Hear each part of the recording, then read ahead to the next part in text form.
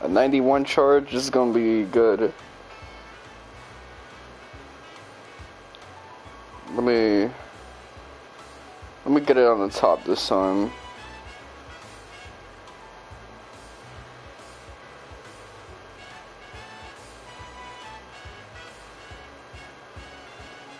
What they got? It's on right now. Simply, Super Butter Buns, Lucagens, Mr. Happy, M92, Zeal, Death Unites, Sir Lionheart, Maxims. Aside from Maxims, who's kind of a big homie, it's all dudes I like, big dudes, popular dudes.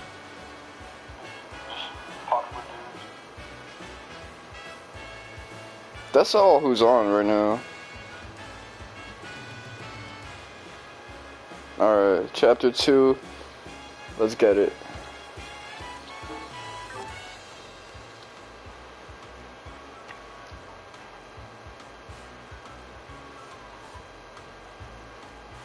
Let's see, what haven't I done at this point?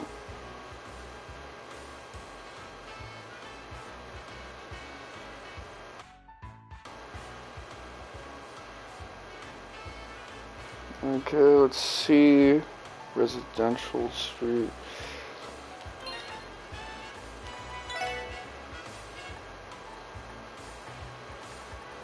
One of these days I'm gonna have a Saturday stream. So we're back at Lead Doctor. So I got back Ellie Dr. Gwen. What about food? What do I gotta eat? Oh, I already copped all of that, so let's see what side quests I need to do before proceeding forward. Threat letter investigation. Word was.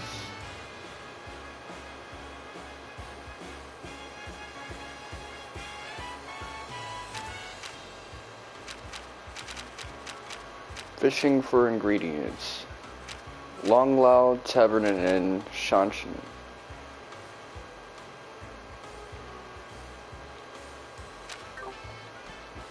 Well, let's go to the Eastern District.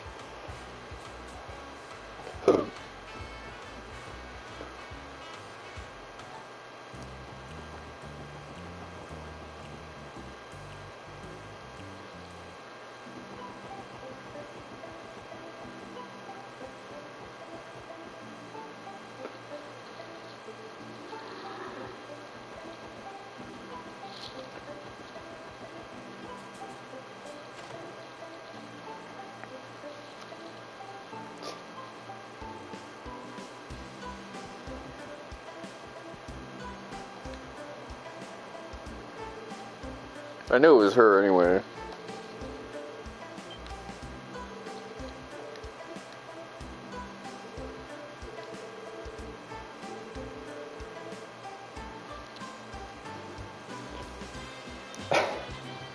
Fetch requests, more like fetch quests. That's pretty meta, but yeah, we do get at least like one fetch quest per day.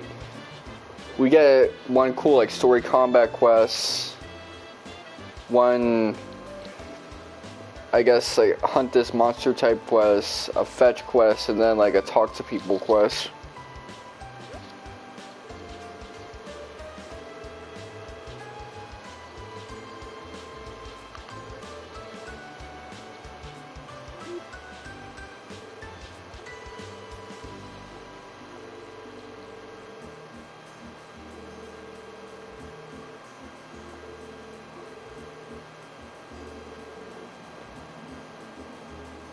This guy will take any insult. He does not have the ability to defend himself. He believes in himself, but he won't defend himself.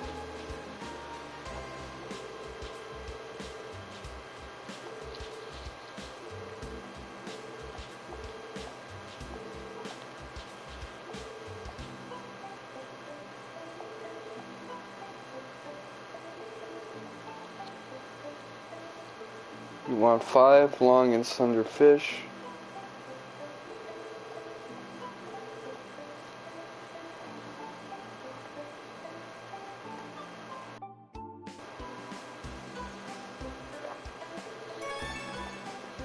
Alright, so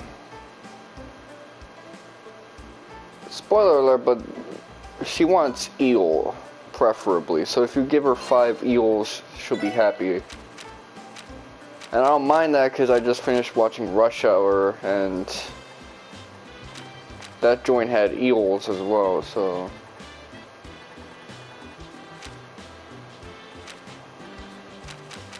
Alright, let's see. So I gotta get a couple more, that's all. That's the Cabo's Hump. That good. Need a little hot sauce, but that good. Man, I love that movie. Rush Hour was good. I don't mind if they never make another Rush Hour, but I'm a little disappointed that Friday might not be a thing because of the death of that actor who played the dead.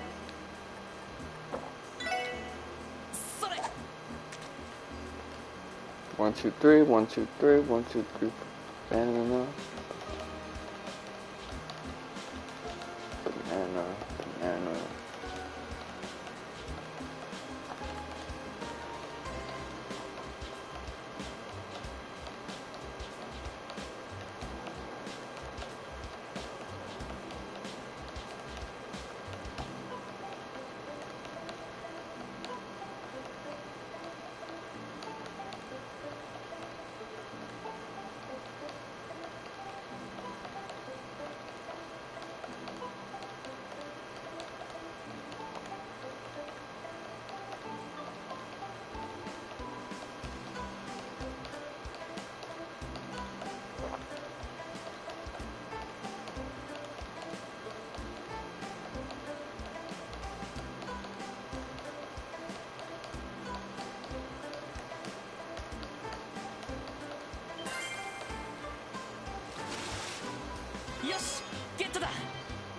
So I caught an azelfish.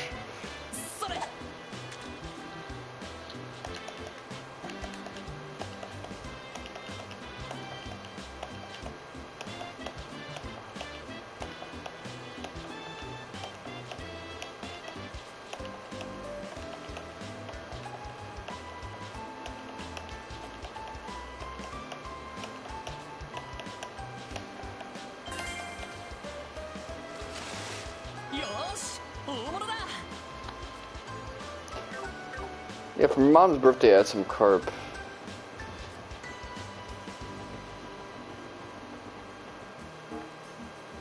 So there's a couple of stories I wanted to tell you, but I think I'm gonna wait for another time to do it all.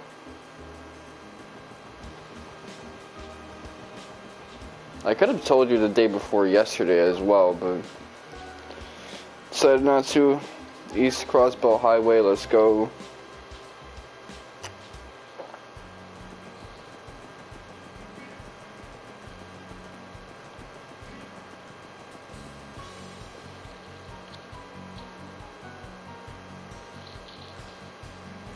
Oh, okay, I gotta use the novice rods and earthworms to do it, so. Alright, I thought I was gonna have to use my new and improved joint, but turned out to not be the case. See, that's why it pays to read.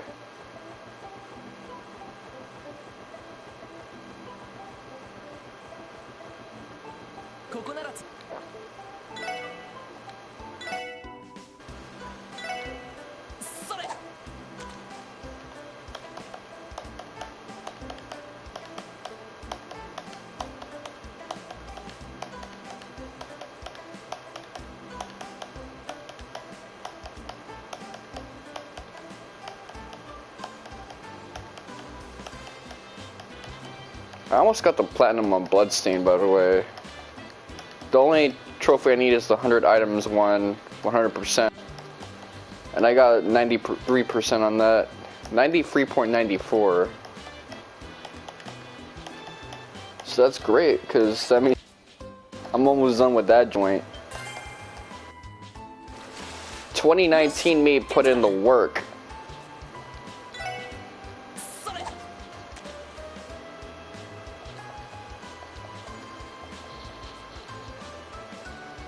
I'm gonna hold it normally.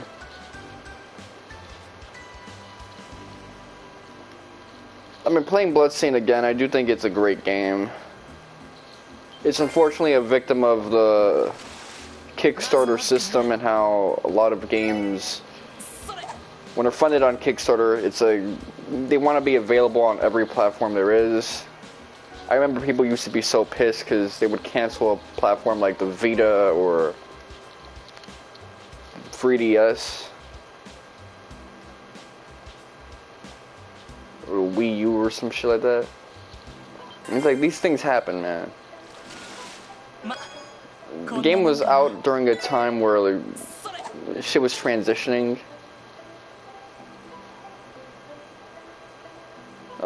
In the beginning of the 8th generation, handhelds were a thing, aside from the Switch, which is a hybrid. And that stopped being a thing, and a lot of those things stopped being supported. Yes, get to that.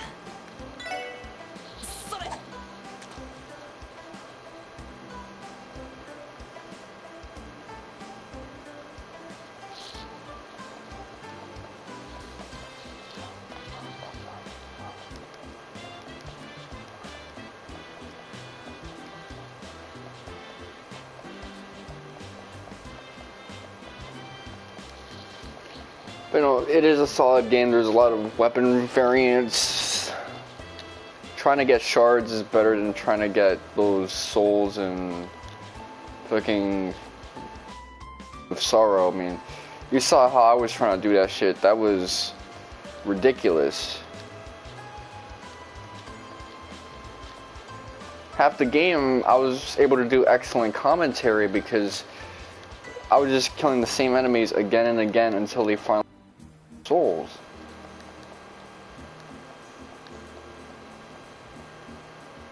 You know, that was a good game, but I was expecting it to be a bit higher up on my ranking, but little things like that kind of fucked it up for me. I like the cooking mechanic and the food buffs as well. It's a nice addition. It really fits with the type of game that they were trying to make. So that's a good thing. I need 3 more of those, so I'm gonna have to go a couple other places.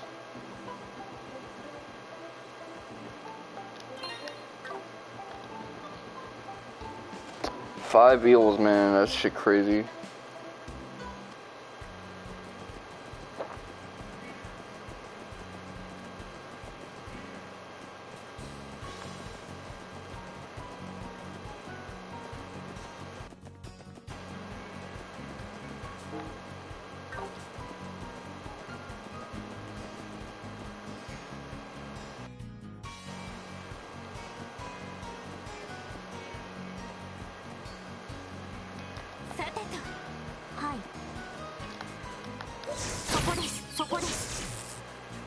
Alright.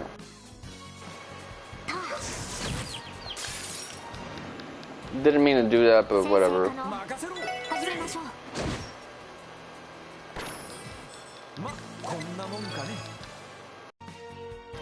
Oh shit. I got an earthworm out of that, I think.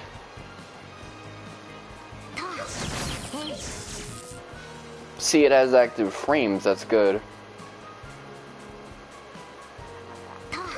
I'd say the biggest problem with Bloodstained and the story for me was that I just didn't care for it. Like, it had this weird story about demons and alchemy and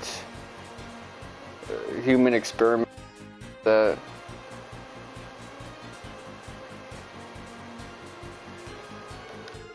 waking up from a coma for a long ass time.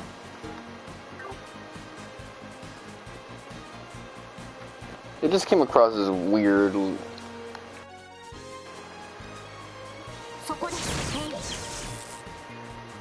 But I guess that's like Kingdom Hearts syndrome showing through, where it seems weird for me because I didn't get into the universe. I didn't really look into Curse of the Moon's storyline. I watched playthroughs of it, like no damage boss videos, but in terms of really getting a appreciation for what that story was trying to tell, I never got it.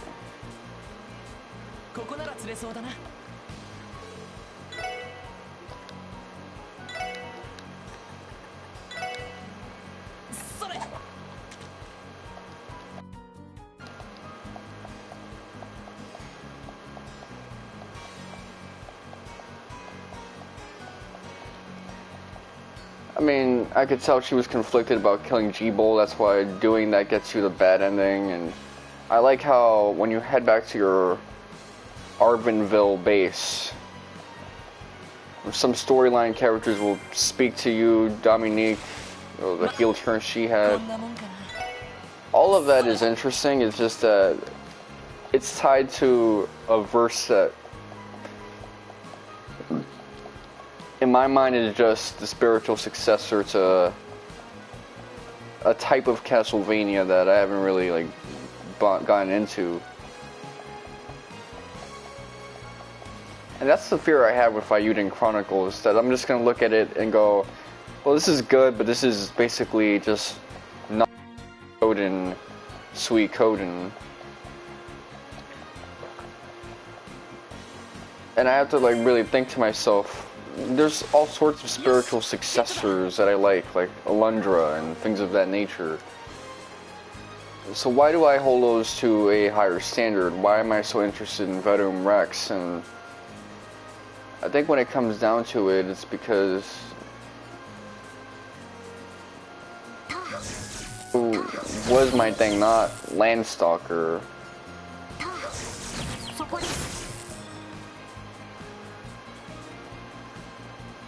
Kingdom Hearts 3, I was playing that game the day before day one. I was playing it day one.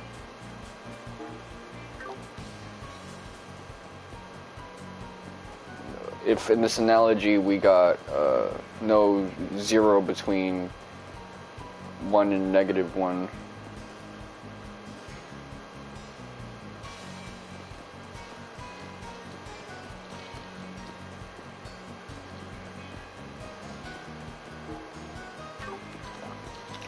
You get my drift, man.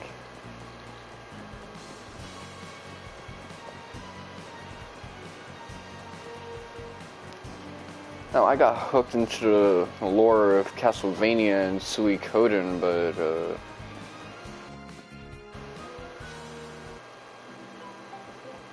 the reason the Metroidvanias were able to like work their story pretty well is because there was stuff that was analogous to actual historical events in the timeline, and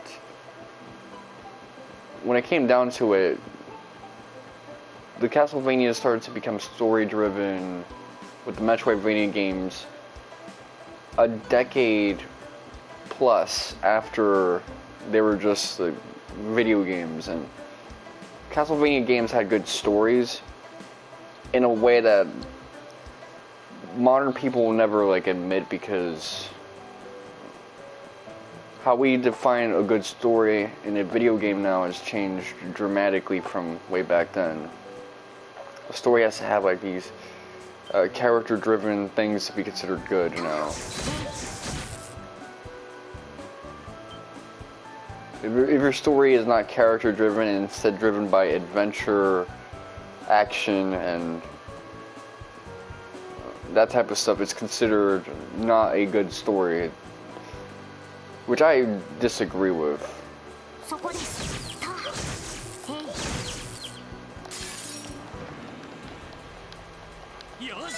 That doesn't sound like someone living in reality to me.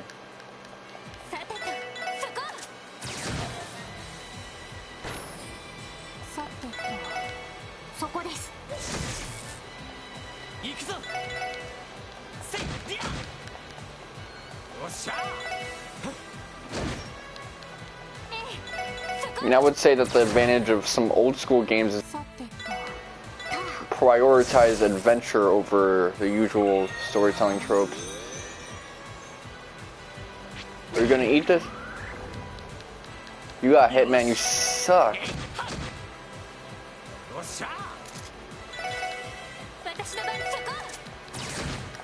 Yeah, I need that Sepif boost.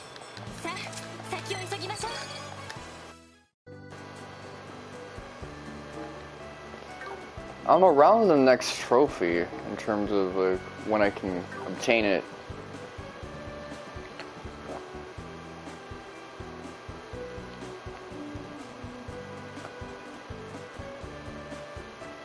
So the thing is, Curse of the Moon and Curse of the Moon 2, which has Dominique as a character by your side,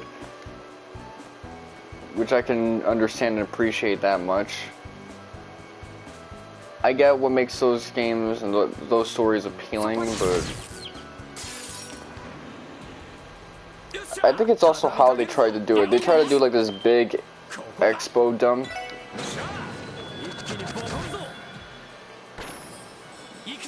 But if one of your first major games, and Ritual of the Night is a major game, Curse of the Moon isn't really, it's a Patreon goal, Kickstarter or stretch goal. If that one delivers its whole thing on an expo dump, which like kind of carries like these character relations, I had to rely a lot on the banter cutscenes to really understand the banter dialogue, who these characters are, what they meant. And I was able to glean some appreciation for a story on that, but you know, the events that turned Miriam into the like demonified person she is,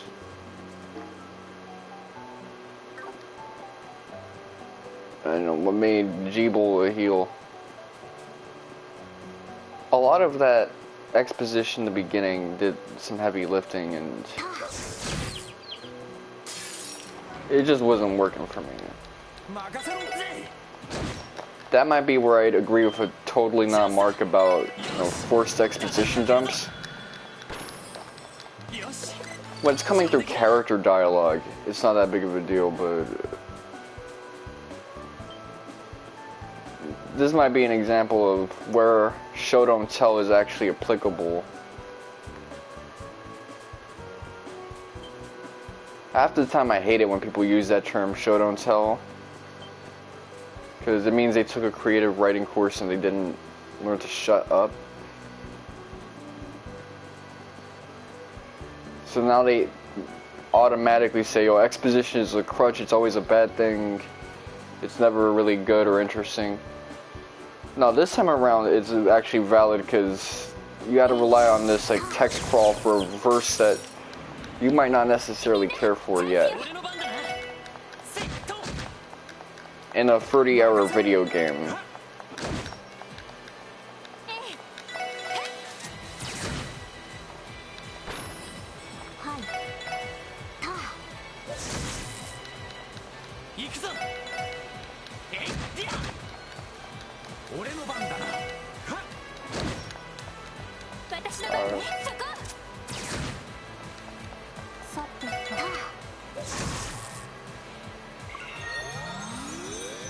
So he can't use magic, which he doesn't even have.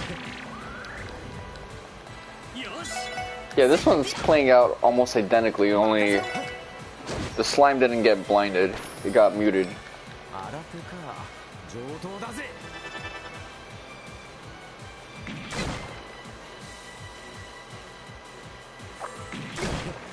Bug grease. Craft.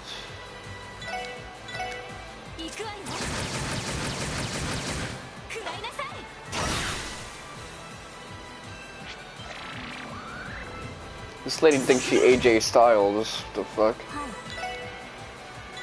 That's right. Slap all three of them motherfuckers at once.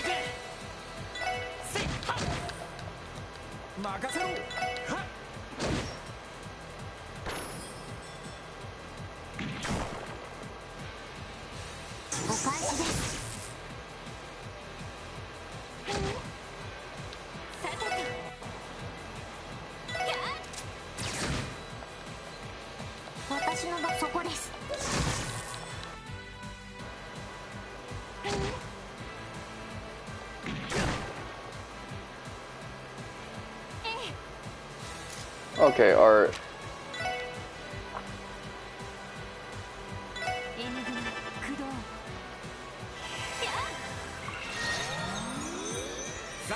I'm gonna give you an example when like Mark complained about Show Don't Tell, and I thought it was like some straight ass. He did it when it came to Hunter x Hunter, when the Chimera and Arc had like a lot of narration going on.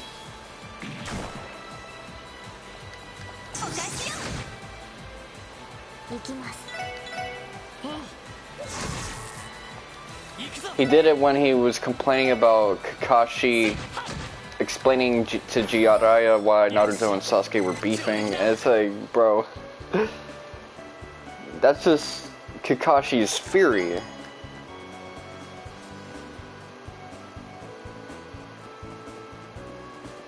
That's what I hate about modern readers. They act like everything that comes out of the character's mouth is the author explaining what's actually happening. No, it's what these characters are saying is conjecture. And some conjecture is informed by relevant experience and understanding of the situation, and some conjecture is exactly that. Speculation. You can have an educated guess, but an educated guess is more wrong than even an uneducated guess. And Kakashi was ultimately wrong about the nature of Naruto and Sasuke's rivalry to some extent. Since Sasuke was less rageful of like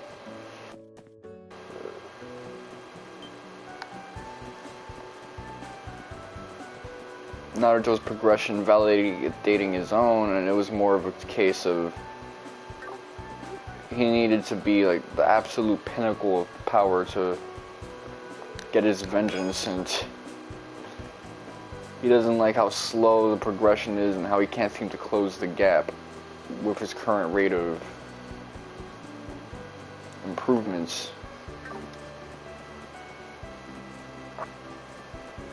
Oh, Crossbow Police Academy. So this is where Lloyd was at. I see now. So he wasn't stationed in like some other nation or anything like that.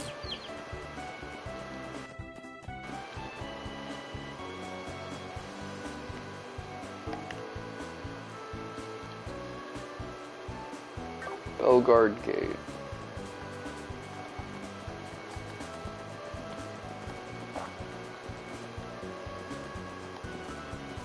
I guess I just gotta keep looking at the water until I see it.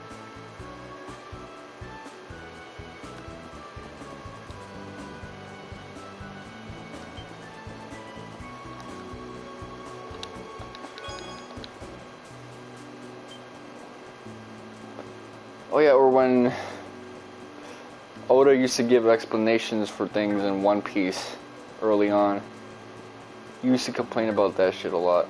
So I guess if you really want to make a dude like that happy, just have the verse be so overly simplified that you never have to give an explanation for anything that's happening. That's probably why he likes Bleach so much in the first arc, because it's set in IRL. You don't really need that much explanation.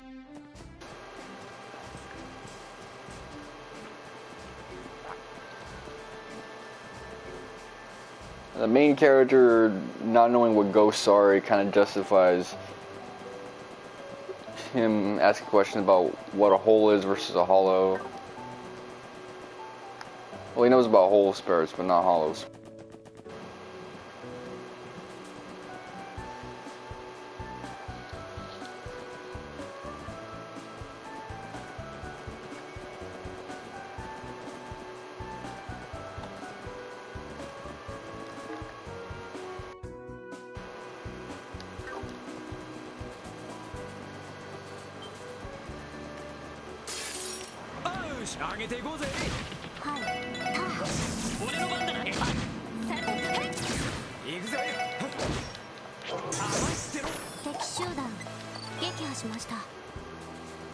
Okay, that was the fault of my recklessness.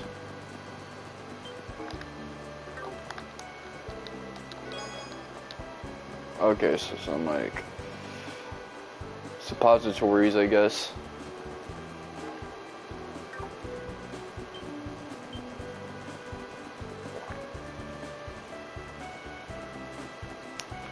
Besides that, I guess even Bloodstained knew that not everyone was going to appreciate the story side, which is why so much of the dialogue in Bloodstained is actually pretty good at fleshing out character relations and sort of explaining how these characters relate to each other, what happened in the verse. Not the finer details, of course, because that one I'd have to go back and look at the opening crawl and narration, but some of the other stuff. These characters were friends. Those characters are friends.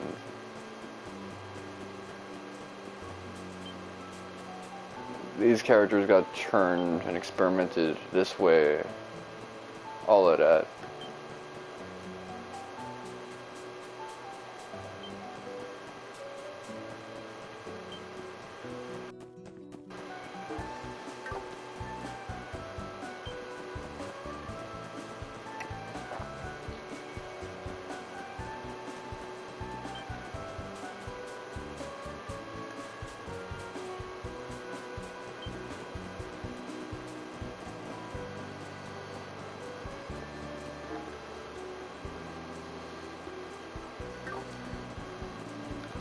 Let me check something, because I haven't seen, like...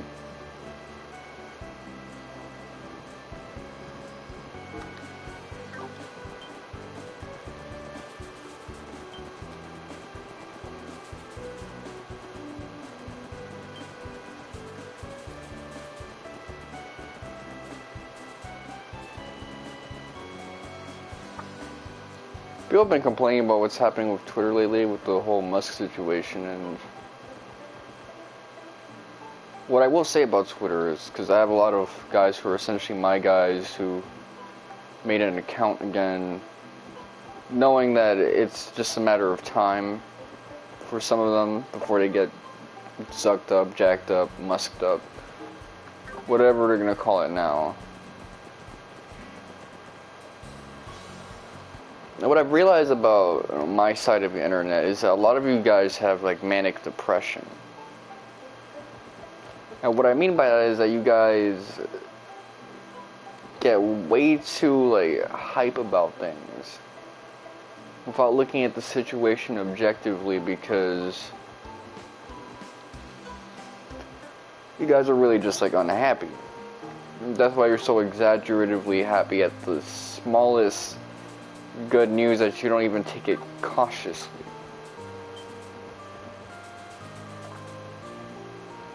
Because when a lot of guys started making their accounts again, and I noticed it wasn't any of my guys because I didn't get any new followers, and I just recently lost 4 followers, so the way everybody was talking crazy, like it was 2020 again on Twitter, that let me know that you guys ended up, getting banned up and shit like that. You revealed your power level too early on.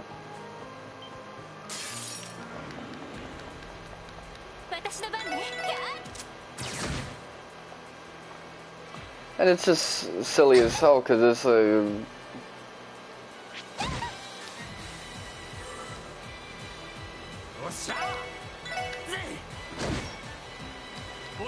we're never going to be in a situation where people can like talk about things the way they used to. And even back then, we're looking at the past in rose-tinted glasses.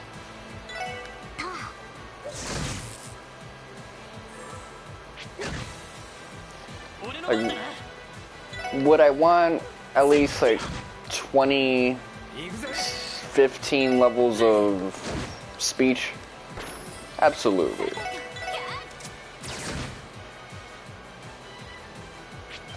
Would I take 2007? Most definitely, but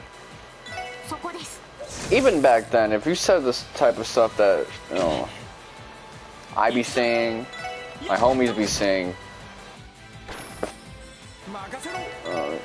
a degree of censorship. Because people donate billions of dollars to ensure that happens. So it doesn't matter if another billionaire buys the platform, because someone's just gonna toss a billy his way to make sure, oh, if you don't do this, there will be consequences, and he knows it as well as we know it. Yes, there will be.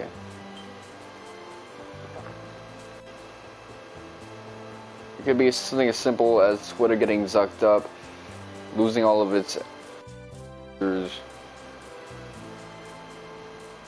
to the point where you only get like weird sponsored posts that don't even draw enough money. I mean, we've seen what happened to IG. IG is just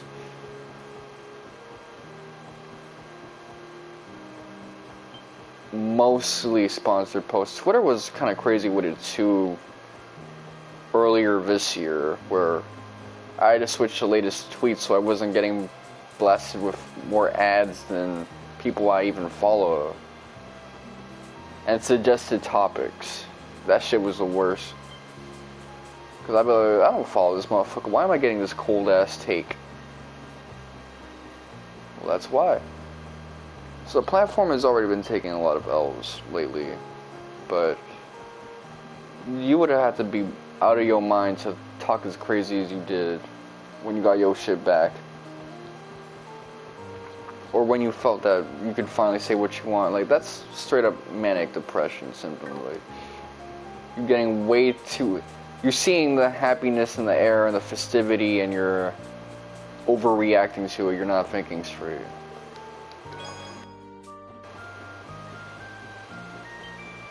Like, if you've ever been around, like, these, like, dudes with toxic positivity and mania, like, the slightest bit of good their way when they don't have anything that they can really appreciate when life's been fucking them up, they start acting like this.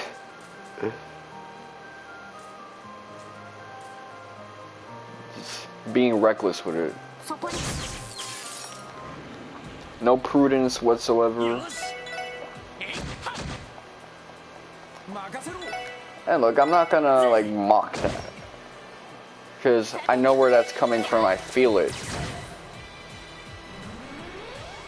Not in the sense that I experience it too, but in the sense that, like, you know, I understand.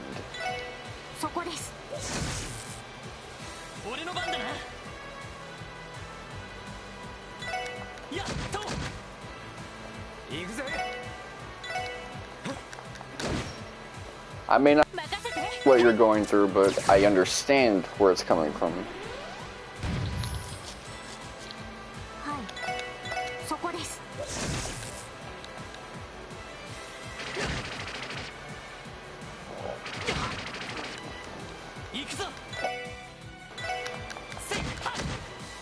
Hell no.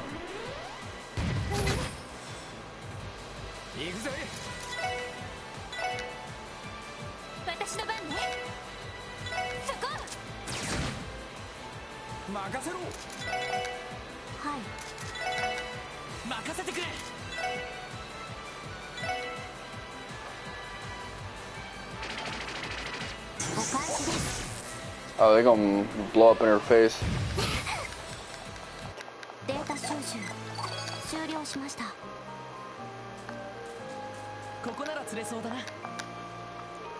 Alright.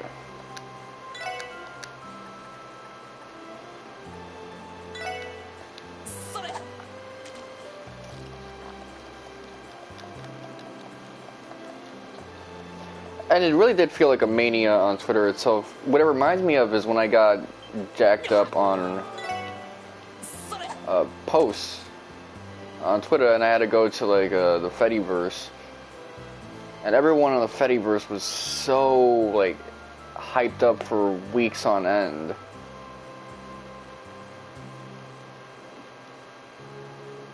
Just to be on a platform where they can like say whatever they want, but it's like so obvious that they're really just lamenting the fact that Many of them got kicked off of Twitter.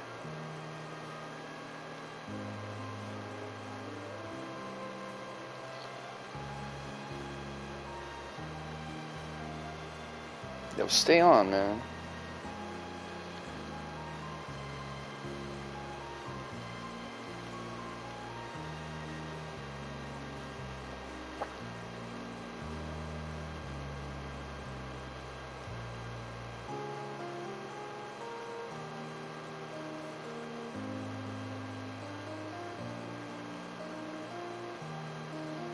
Hope I didn't miss an eel.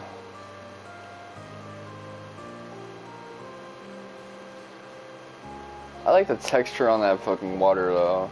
I've said it before, but it's really good. It's like the water's covered in Poland Spring or Vaseline even.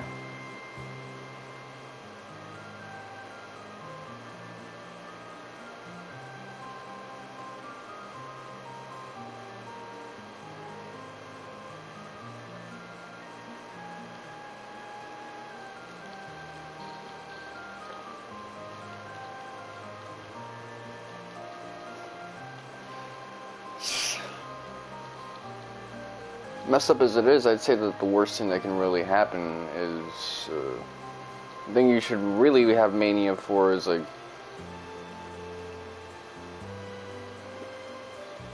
something happening to like the Fed Reserve, man, like, because that's where the power is really like centralized. It's not on the social media or even these organizations that control what people say on these platforms. It comes from there. It comes from the financial system. But would you take not being able to pay your gas bill just to say whatever you want on social media again? By that point, you won't even have it, so. Because it's so expensive to keep.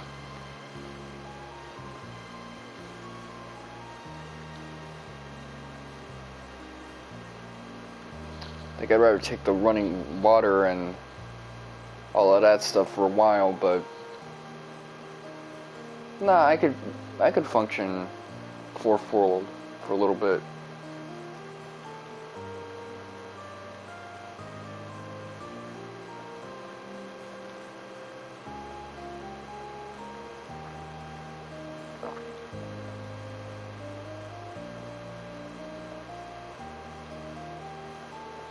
But that's like hypothetical that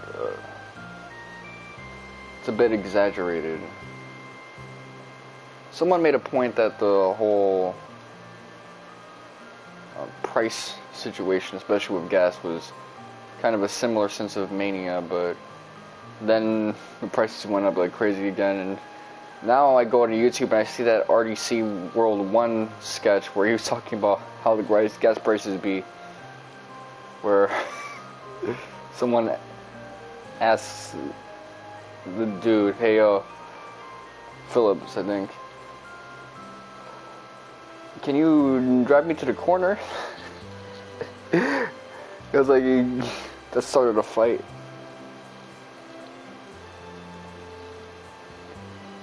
Was it Mark Phillips, instigator?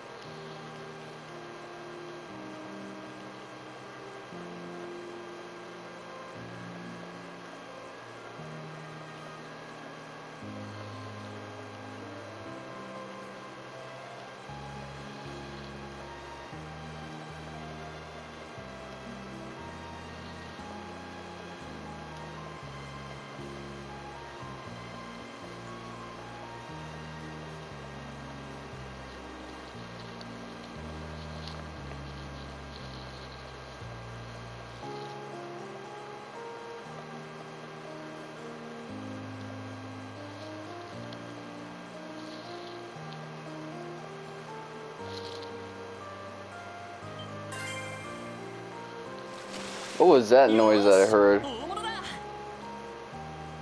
Proxy puppet. Okay, that's actually pretty good. What if that's related to the whole mechanic?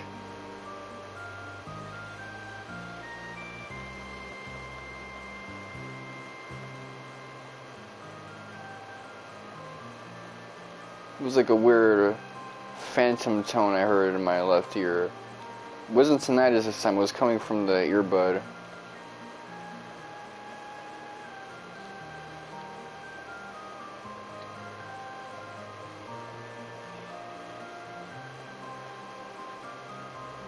Now I can do banana with my hand automatically.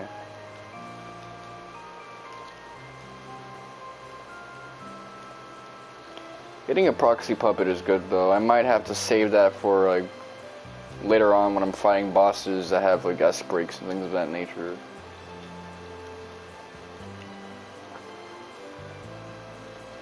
I might have to like cop a whole bunch of them, all things considered. Mark Phillips, fellow Instigate.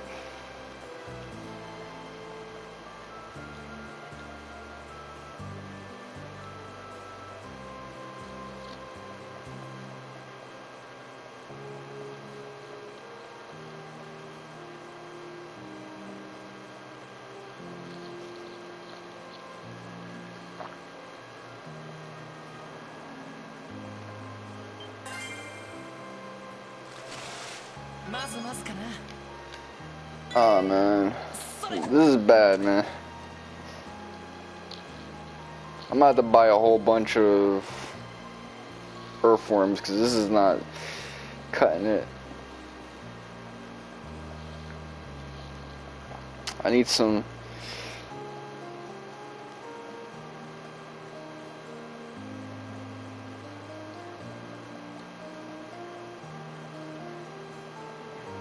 Four, three.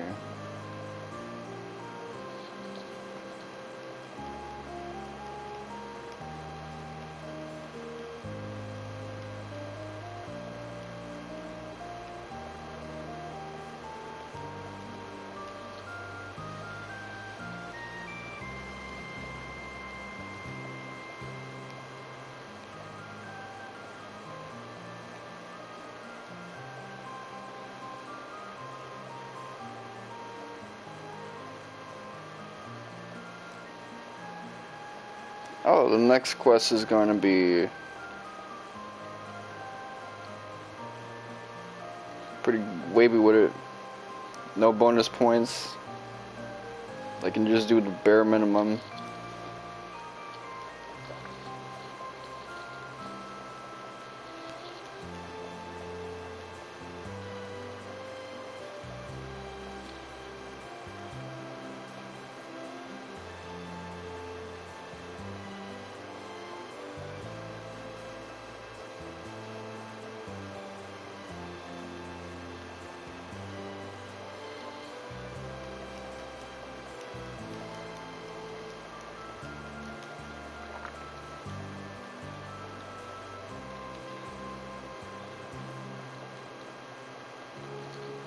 One thing I will say is that you get so much healing items in Bloodstained that the game is only difficult if you let it be difficult. Like I was getting my ass kicked a lot when I was playing that game, but so much of that was like self-imposed challenge. Like me refusing to use healing items to fight a certain guy. Or only using a certain amount. Or refusing to get out of my designated build. Ridiculous things like that made the game harder for me, but the game itself was actually easy if you knew what you were doing. And it's probably going to be easier now that I know more about land cancellation and things of that nature. Because remember, I was getting my ass kicked in Symphony of the Night because I was using that big ass sword instead of the Chrysogrim. And I would end up not jumping. Like, I would try to like land cancel and then jump.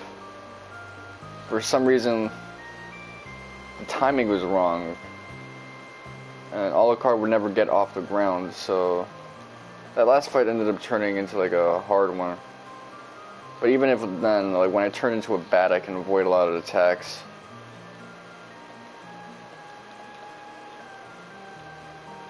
I'm so salty about how that one played out, because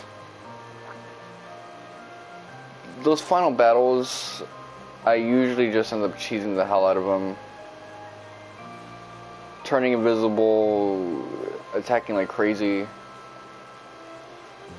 But there I was in my max level practically, with the beefiest weapon, and I was getting my ass handed to me. I will say though, I like how you can have different builds in Bloodstained. You could do the same with Alucard, but his progression is just so basic with it. That really changing the build is essentially changing the weapon, the shard system, and all of that. That's one thing I like about the later Metroidvanias, is that they really wanted to emphasize you setting up the character to be how you wanted to.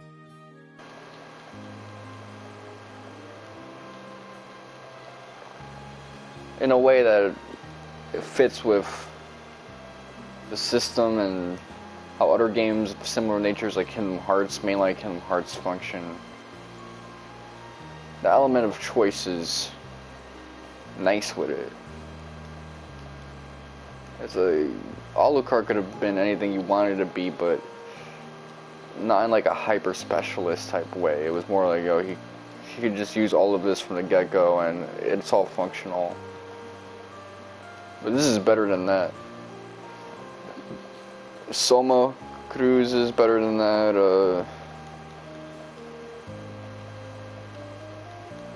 Vigoro is better than that. Shinoa.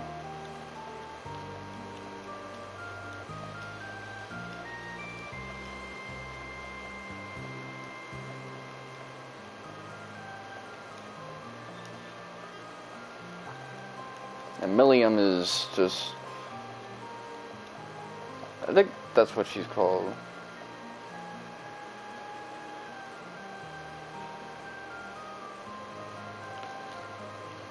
Wait, hold on. Let me actually look this up. Because that's the same as the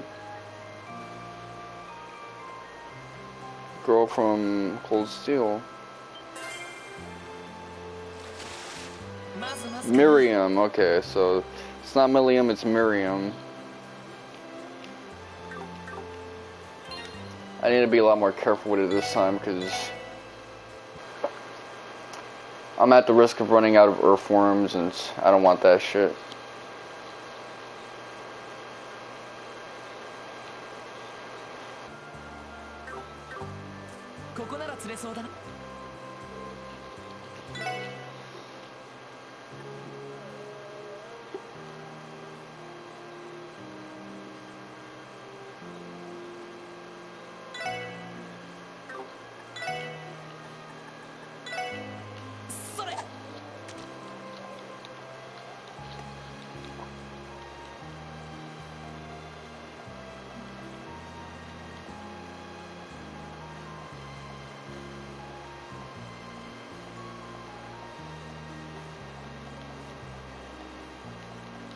I'm changing up the rhythm so that it's so interesting to me.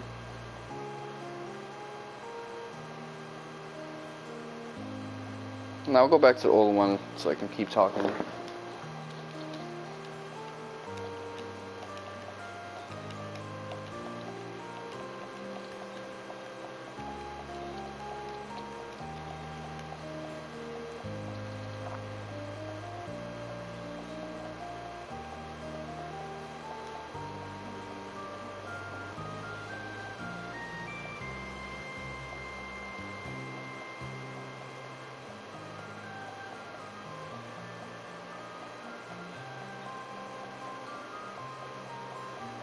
Okay, I can get more Earthworms from like the Death Cargos, Ocean Dromes, and Burger Bugs, so it's not like I'm shit out of luck, but you know, burning through 15 of these because I can't catch 4 is gonna be a pain in the ass.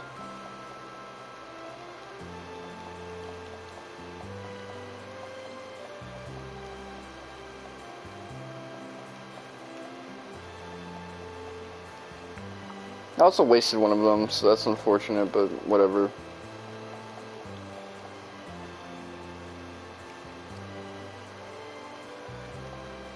Ideally, I would like Twitter to be, or really social media to be where it was in like 2011, 2013.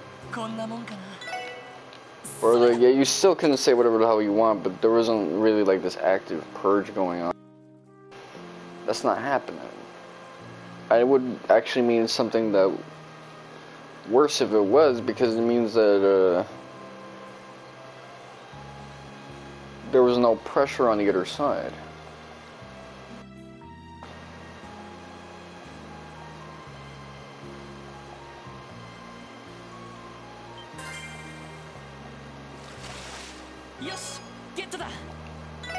Really, just gonna get me these fucking basses.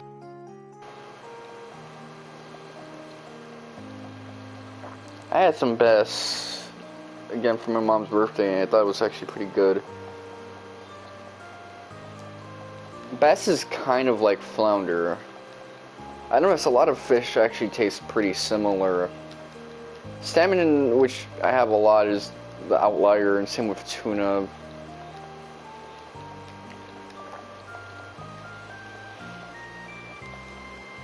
But they're still like really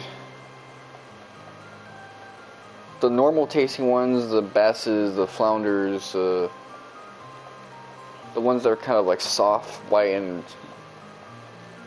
melt in your mouth. Those are the ones I think are the most heat.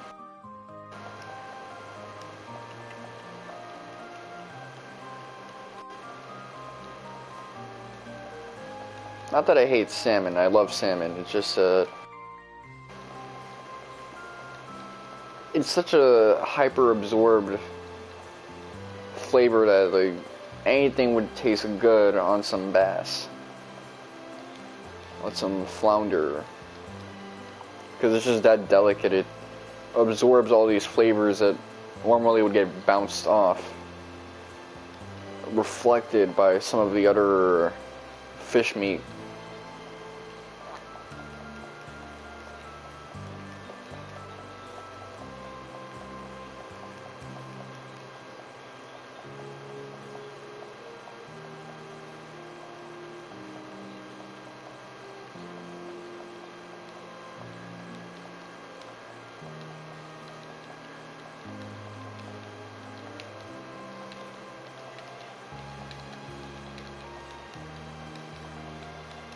With that being said, I do want to try eel now, because after collecting all this eel, I feel like I'm missing out on something. And watching Rush Hour.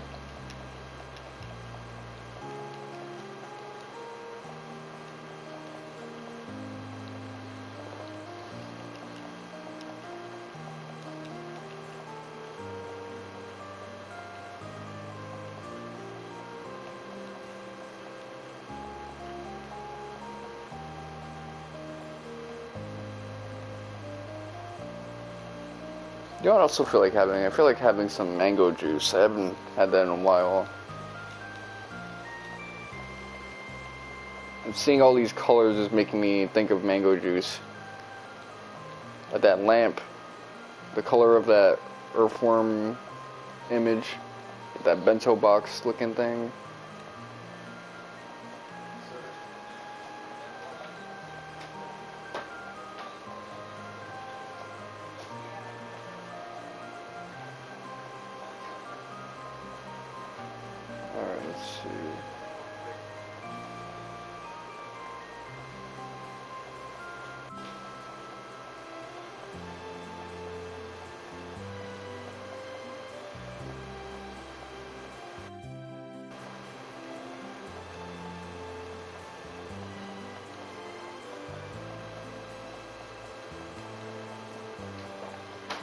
Having experience this shit.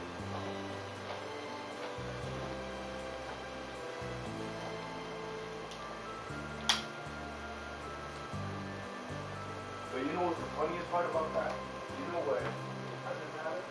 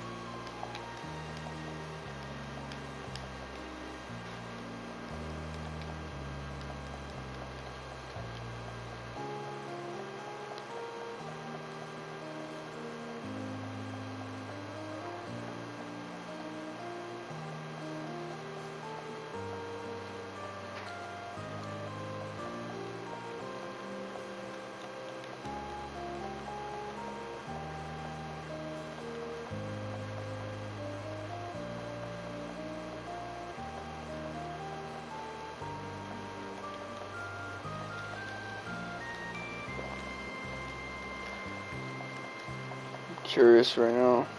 This is really gonna be the fishing episode. That's crazy.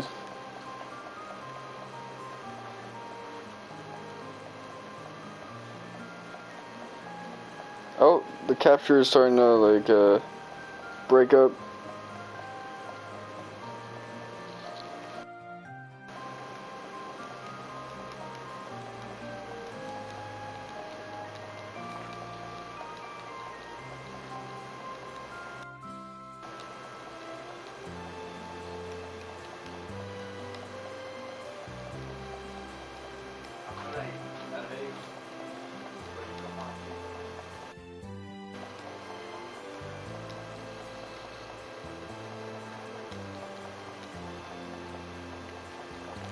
I really do get the impression these Kiseki games are gonna take up like the entirety of my year, especially the pace I'm going about them now.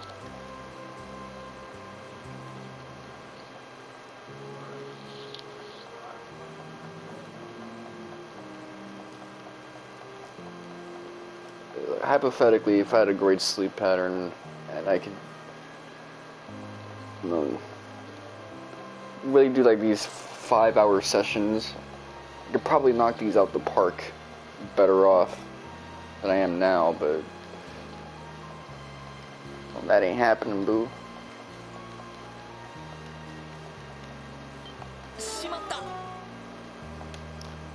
Yeah, fuck that shit, fuck that shit. Yo, get me out of here.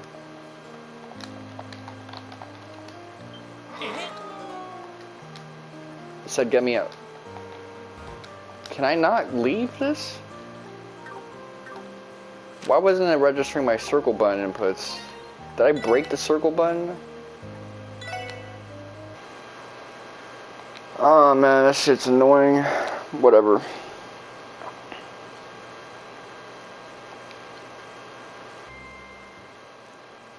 Because you think about it, like, Azure is slightly longer than this game. And then we got Trails into Reverie.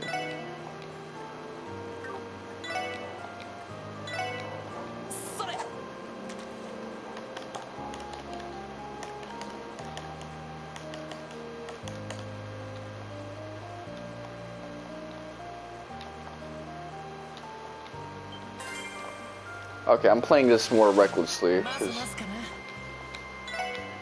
the other way is like annoying as hell.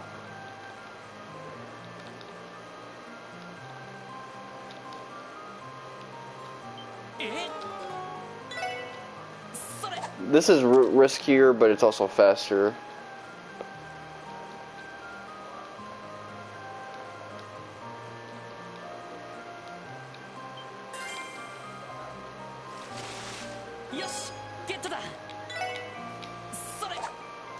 Just say banana in your head, hit the buttons, then don't hit the buttons, say banana in your head.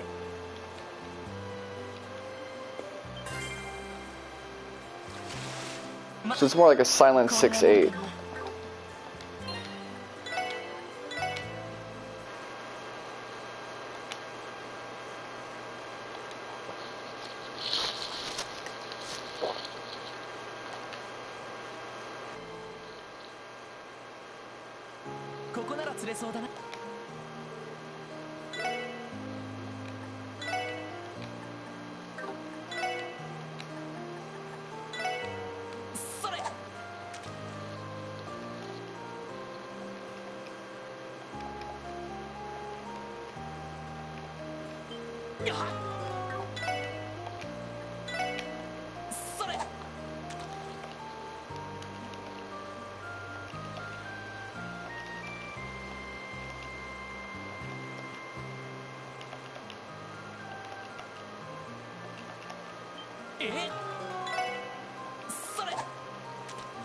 Okay, this time I'm doing terribly.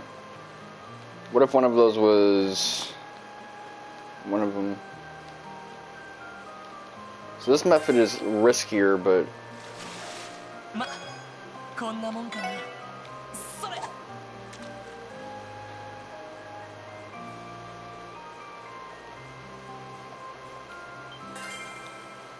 all right.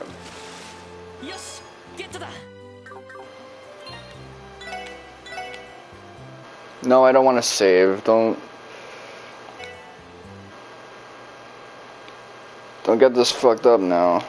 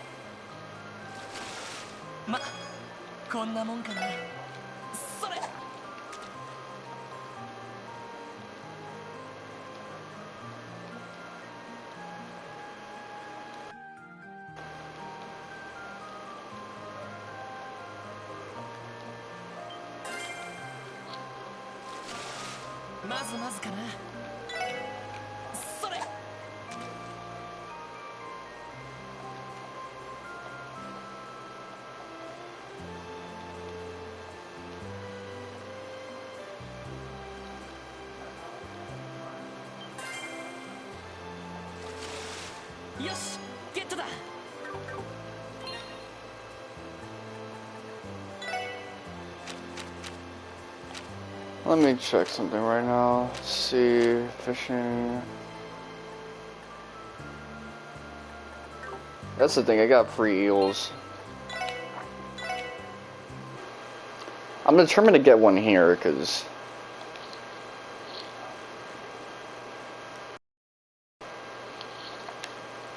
this one seems to have the lowest rate for it.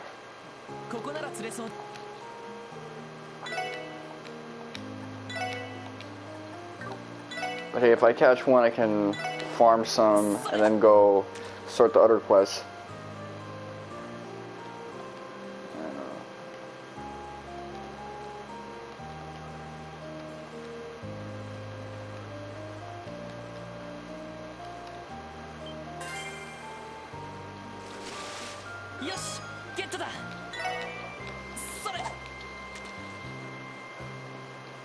Banana.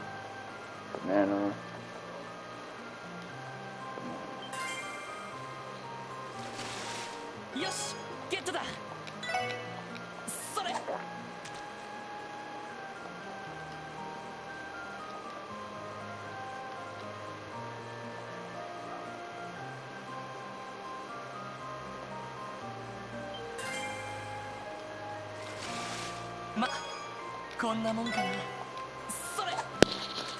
Yes.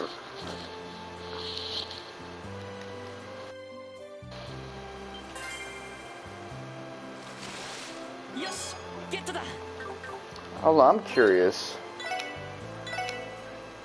Maybe it's not here after all. Maybe I gotta go somewhere else.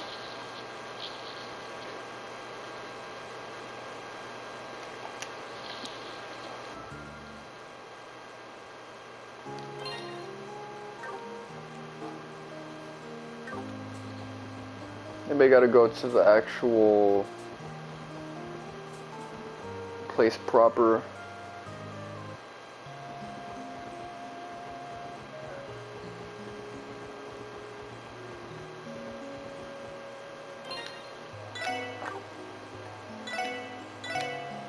Yeah, this might be it.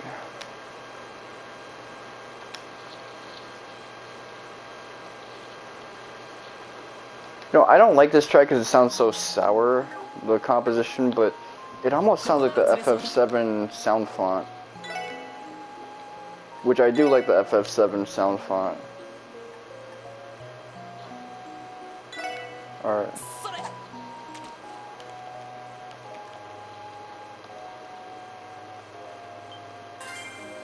There you go.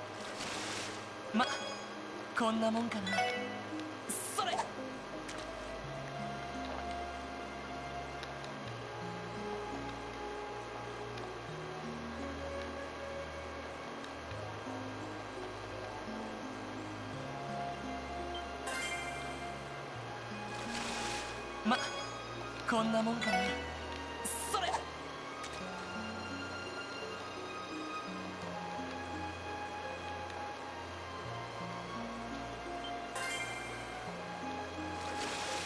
まずまずかな。それ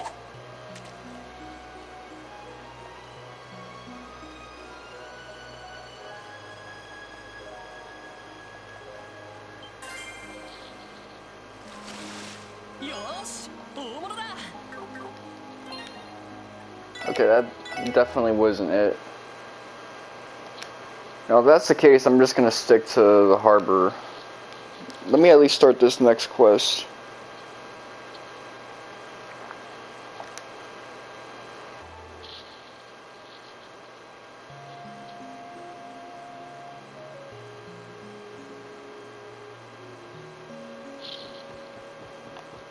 Alright, let's see. What we got up in here?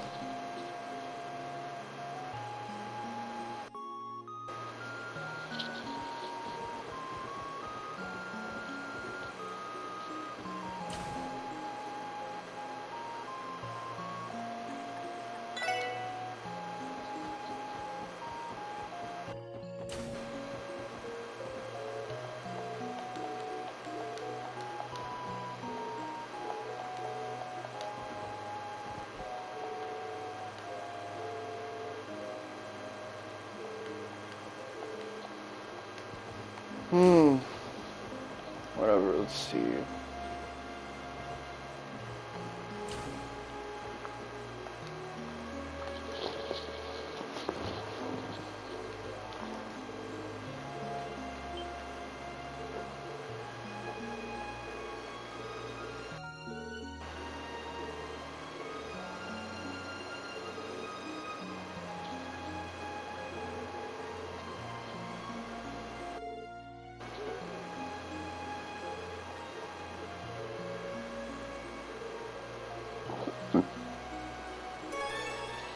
Alright, let's see.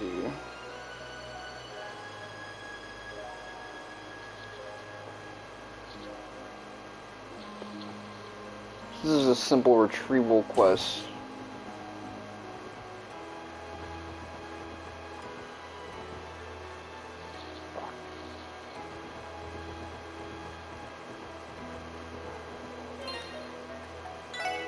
Orbman.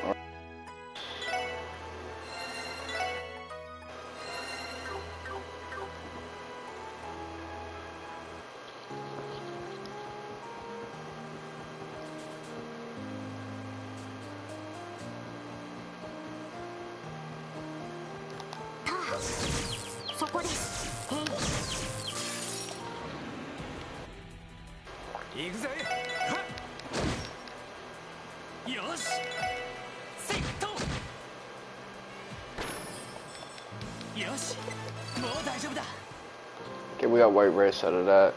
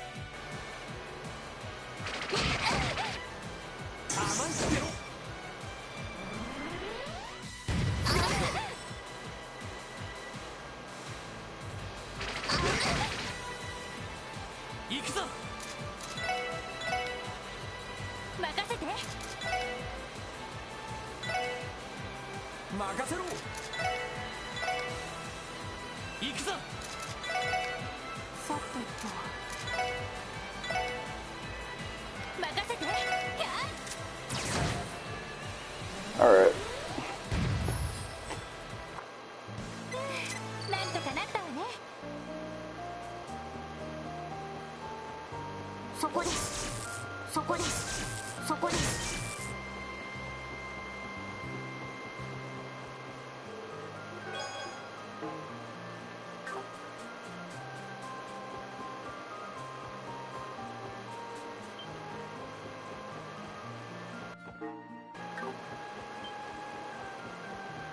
そこです。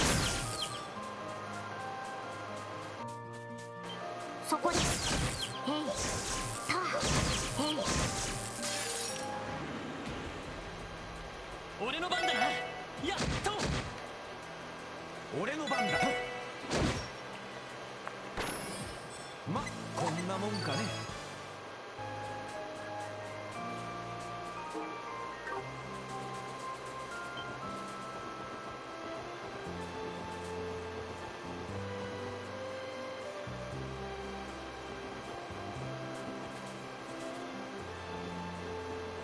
さあ、そこです。チャンスだ。よし畳みかけるぞ。よし上出来だ。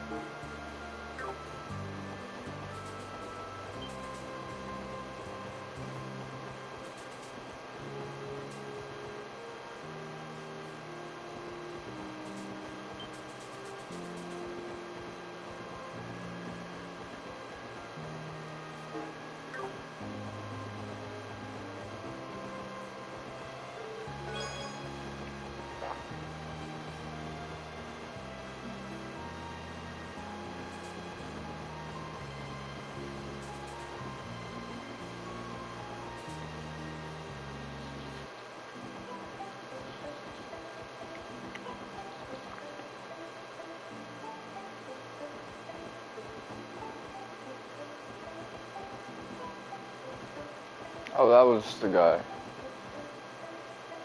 I was wondering why I got that notification in Berserk, a hidden treasure that's not on the mini-map. Nope. It was just his ass. Alright, let's see. Equipment. Free proxy puppets.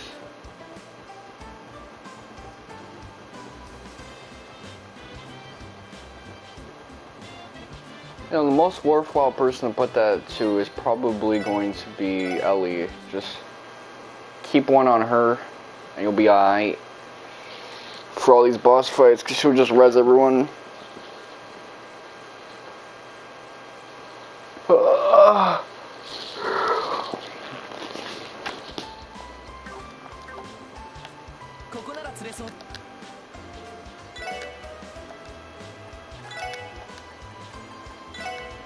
We got another earthworm, that's good, so.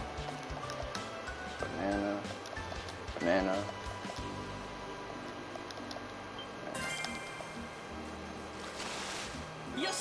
I like how that's colored up. Banana, banana, banana, banana, banana, banana.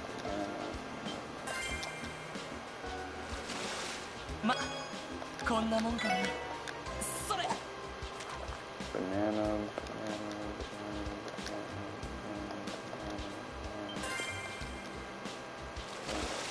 banana, よし大物だ。 Let's go. Lloyd, we are almost there. You're gonna cause some overfishing, but...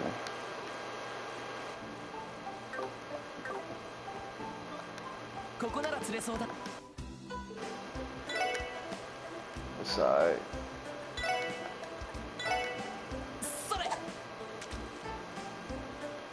Banana, banana, banana, banana, banana, banana, banana, banana. ま、こんなもんかな。それ。 Banana, banana, banana, banana, banana, banana, banana, banana, banana, banana.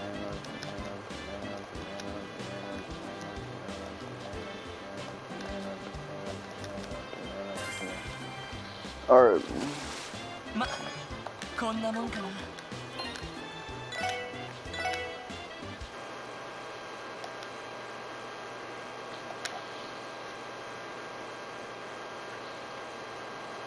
I can already see the description for this video. It's gonna be me complaining about fishing and whatnot. ここなら釣れそう Alia got me fishing.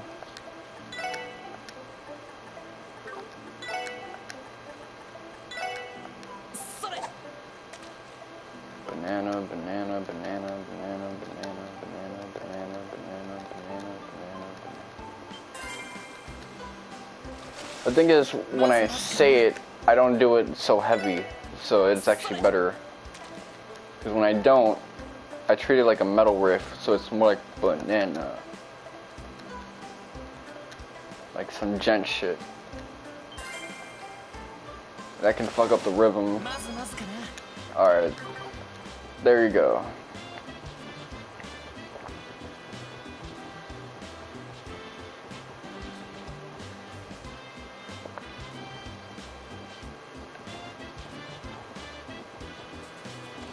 I did it.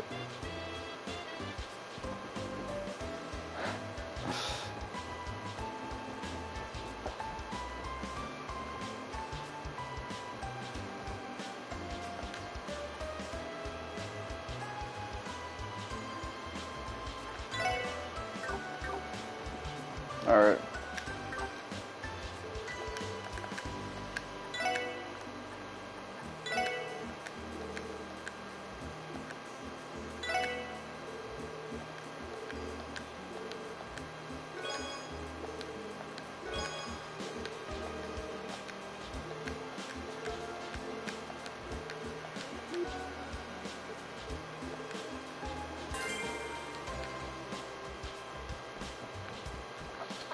Either way, it's clout for us. I mean, we caught up 5 eels.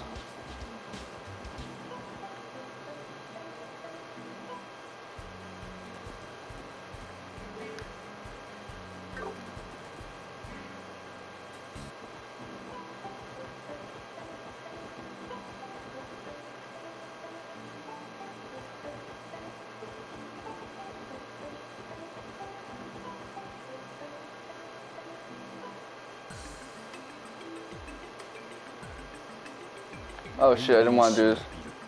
こうしてみると余裕で10回以上ある確か16階建てのそのうち5階から10階そうなのかクロスベル市の前市それでアポイントもなしそうねエリー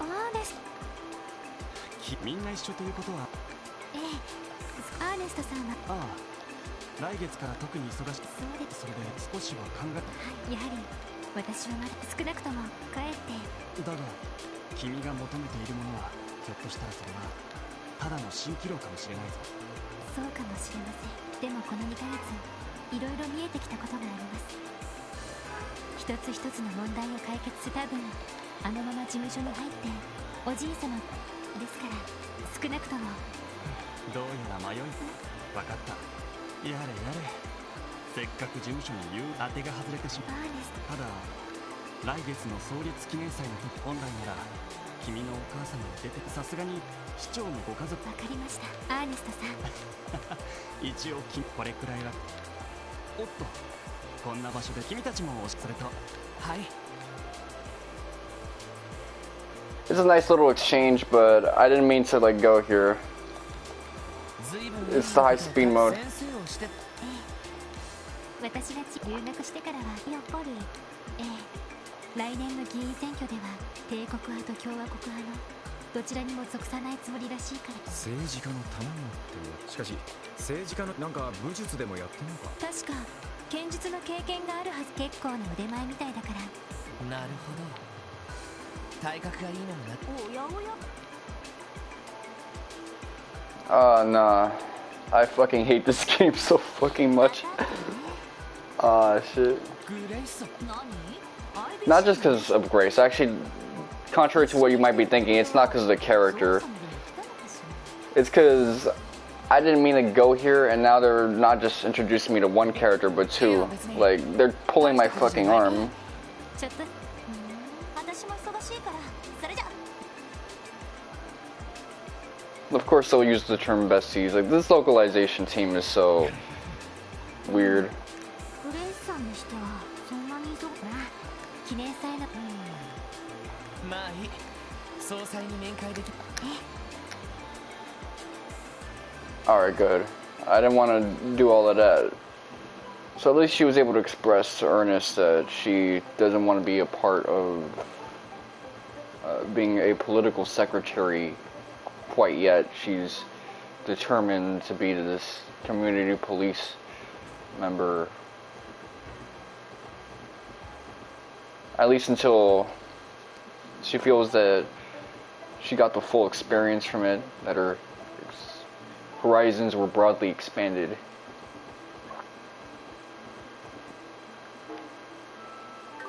Which is complete resume speak, by the way, but I guess if you're a youngin', that is something that you desperately need to do.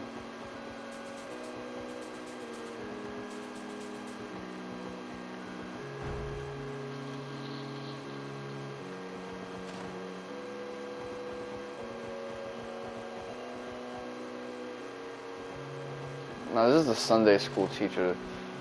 We gotta talk to the father, I guess.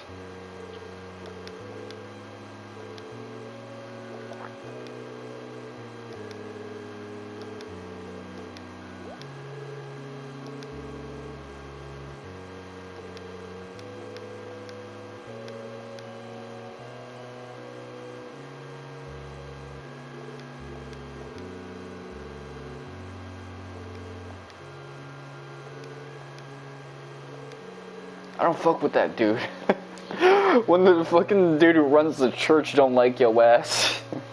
And it's like the only church in the state of Crossbow. What does that mean?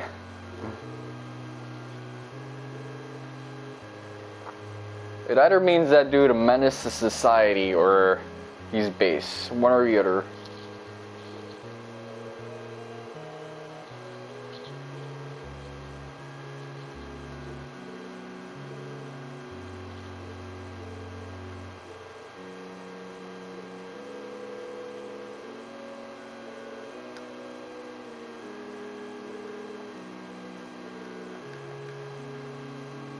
I don't fuck with that dude. He literally swore to God he would never respond to his shit. Like, he ghost the head of the church for life. Yeah, that's the whole thing. People are kind of like dumb like that, where they conflate certain things.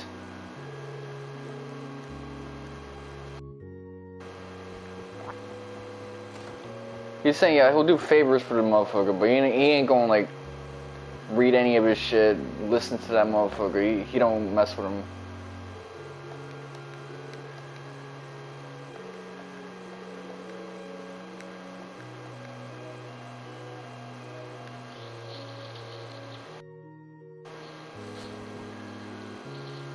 You gonna have me, like, steal from your church?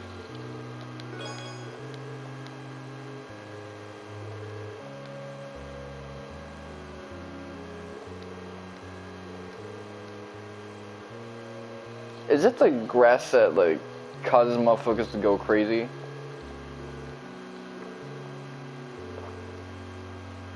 Like that great twilight grass?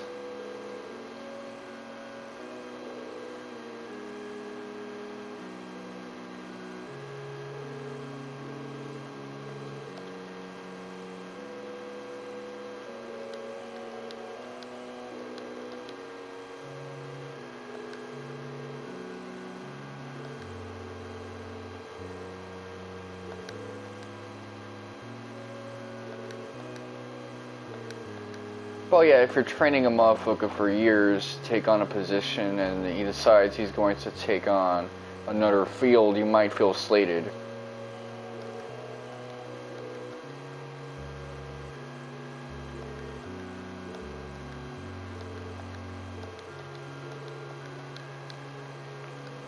That is some interesting world building, but I do think that's Pleroma grass from Cold Steel 3 and 4.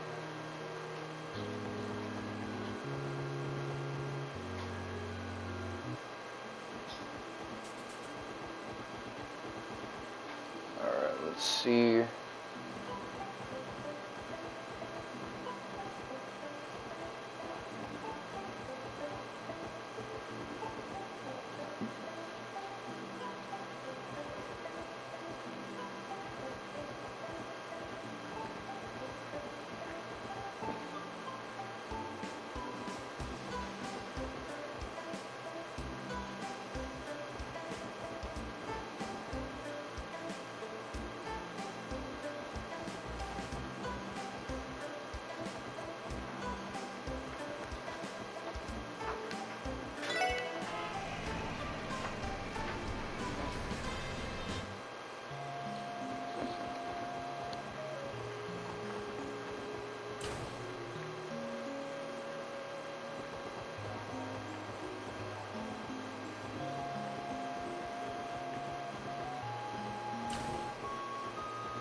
Okay, this ball head motherfucker, let's see.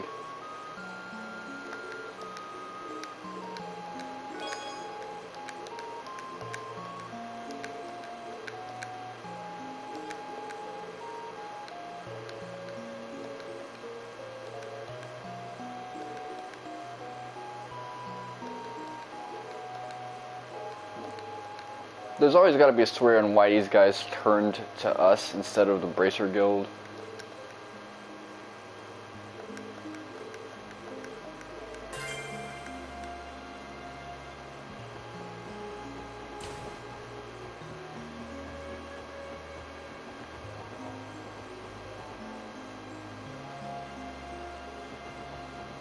I think that's why in Cold Steel, the Bracer and that one Toval is actually pretty meek and personality free.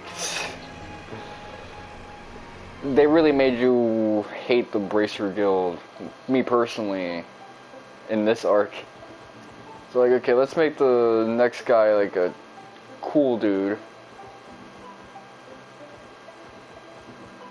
Let's give him like the middle-aged Naruto design and like a short sword that he doesn't even wield in a badass way. Like there's no weeb energy to him.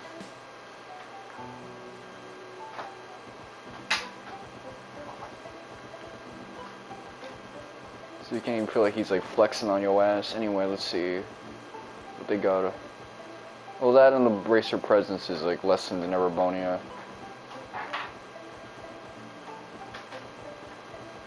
Alright. Let me turn these in. I'm gonna be wrapping it up.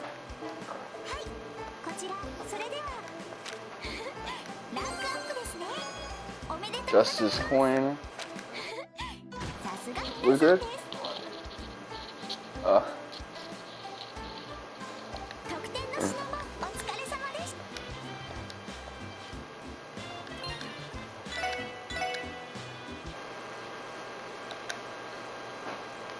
Alright, so I'm gonna wrap this up.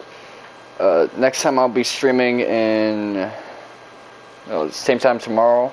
Actually earlier tomorrow. This has been your boy Mr. Wonka 7. Thank you guys for watching and suck my dick.